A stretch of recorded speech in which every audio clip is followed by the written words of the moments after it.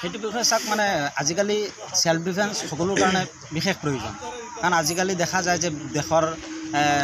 সমাজৰ বিভিন্ন প্ৰান্তত বিভিন্ন ধৰণৰ মানে দুষ্কৃতিমূলক কাম হৈ থাকে আৰু বিশেষকৈ ল'ৰা ছোৱালীৰ ক্ষেত্ৰত আজিকালি যিকোনো জায়গাত যাবলৈ সিহঁতে ভয় খায় আৰু বিভিন্ন ধৰণৰ অসুবিধাৰ সন্মুখীন হ'বলগীয়া হয় সেইটো কাৰণে মই এই সমাজক তথা এই অঞ্চলবাসীক আহ্বান জনাব বিচাৰিছোঁ যে বিশেষকৈ ছোৱালীসকলে অকল ছোৱালী বুলি নহয় ল'ৰা ছোৱালী সকলোৱে যাতে এই কম্ফু প্ৰেক্টিছ কৰিব লাগে কম্ফু প্ৰশিক্ষণ ল'ব লাগে তেতিয়া কি হ'ব নিজৰ দেহ ভাল থাকিব আৰু দেহ ভাল থাকিলে মনো সুস্থ থাকিব আৰু কয় নহয় সুস্থ দেহই সুস্থ মনৰ বিকাশ কৰে আৰু সুস্থ মন থাকিলে তেতিয়াহে পঢ়া শুনাও ভাল হ'ব আৰু এজন সমাজৰ সুপ্ৰতিষ্ঠিত ব্যক্তি হিচাপে মানে পৰিগণিত হ'ব পাৰিব সেয়ে সদৌ মই সকলোকে আহ্বান জনাম যে যদি কোনোবাই ল'ৰা ছোৱালী গাৰ্জিয়ানক মই বিশেষকৈ অনুৰোধ জনাব বিচাৰিছোঁ যে আপোনালোকে যদি আপোনালোকৰ ল'ৰা ছোৱালীক এই কম্ফু শিকাব বিচাৰিছে তেনেহ'লে ভালুকমাৰী ৰিকি দাস আছে মই শ্ৰী সুজিত দাস আছোঁ আমাৰ লগত যোগাযোগ কৰিব আমি যিমান পাৰোঁ সহায় সহযোগিতা কৰি যাম আৰু শিকাই যাম যাতে সিহঁতে ভৱিষ্যতে এনেকুৱা এটা পজিশ্যনত যাব পাৰে যাতে আজিকালিতো জানেই আপোনালোকে যে স্পৰ্টছত কিমান চৰকাৰে গুৰুত্ব দি আছে বিভিন্ন স্পৰ্টছৰ পৰা মানে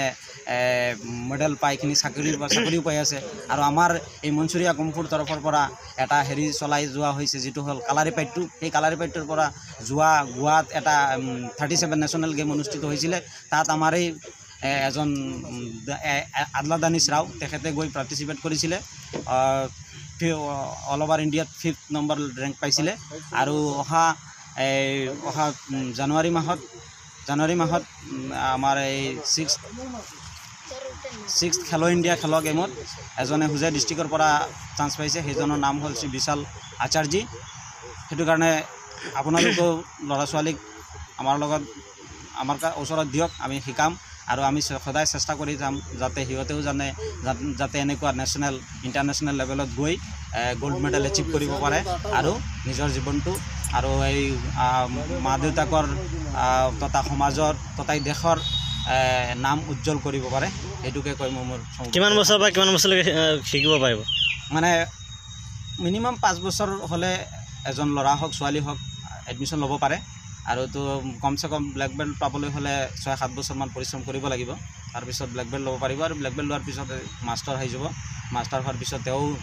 বিভিন্ন ল'ৰা ছোৱালীক প্ৰশিক্ষণ দিব পাৰিব এতিয়া আপোনালোকৰ লগত যোগাযোগ কৰিলে বা সহযোগ কৰিলে পইচা লাগিব নেকি এডমিশ্যন লওঁতে পইচাৰ কথাটো মানে আমাৰ এই সদৌ মানে আমাৰ এই ডায়মণ্ড ক্লাবৰ সভাপতি শ্ৰী দীপক দাসেতো এটা বৰ ডাঙৰ ধুনীয়া কথা কৈছে সুন্দৰ কথা কৈছে যে যিসকলে মানে শিকিব বিচাৰিছে আগুৱাই আহিব লাগে পইচাৰ কথা চিন্তা কৰিব নালাগে কাৰণ আমাৰ